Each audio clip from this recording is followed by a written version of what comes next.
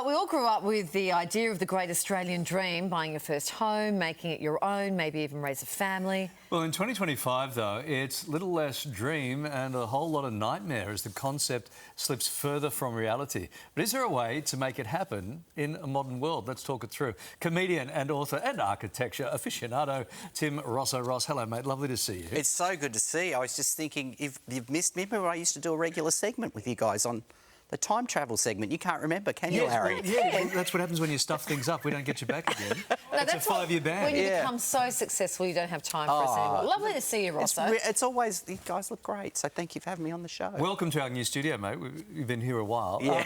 Why is Australia so obsessed with owning a house? It's so historical.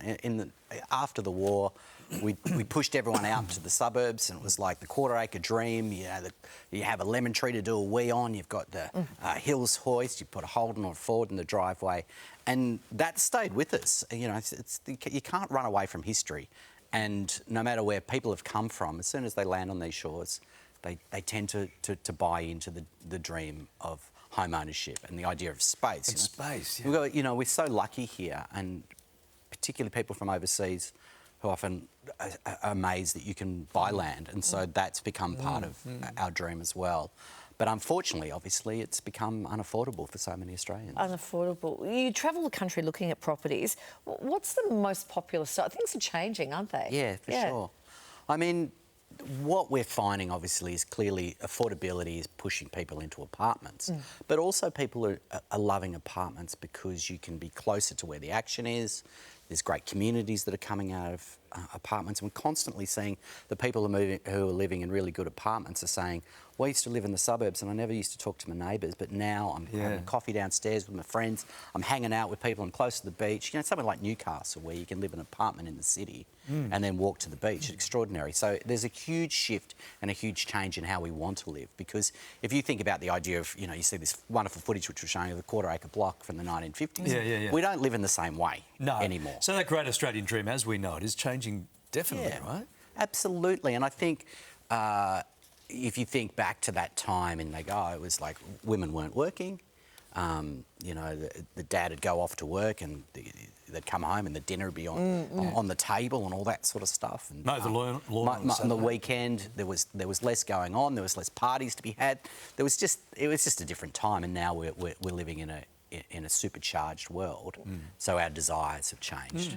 The only thing where we're getting into problems with is that it costs so much more.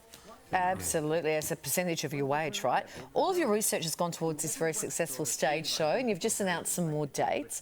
What can people expect when they come to see one of your shows, Rosso? Well, it's a good question. So, there's clearly, I love information. I made a whole bunch of new films for this show. So I've looked at 3 different ideas of the Australian dream: affordable houses from the 1960s, experimental houses from the 1970s, where you have sort of cooperative living. So instead of having your own piece of the quarter-acre block, and you have less personal space and you have more combined space. Like a community garden idea. Community garden. So instead of saying, I've got one small backyard, you've got one big backyard that everyone shares. So all the kids can play together and it's safe and everyone backs onto it.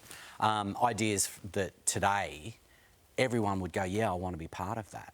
You could sell it in a heartbeat. And there's, of course, there's loads of jokes. So there's always jokes about it.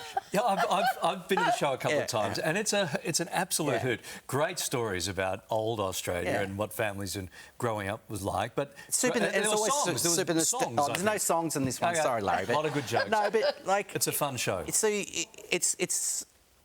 incredibly nostalgic. So it looks back at our houses from the past, and also, but not through rose-coloured glasses. My parents' house that we grew up in was incredibly cheap, but it had no insulation. And we'd sit in front of the open fire at night in the middle of a Melbourne winter, and with flammable pyjamas on. There was no air conditioning. We're glad you're here. Mate, good to see you. It's a really ripper good show. to see you. Thanks for coming in. Lovely to For see more you. information on the Australian Dream with Tim Ross, just head over to themorningshow.com.au. It's a fun show. Good stuff, Tim.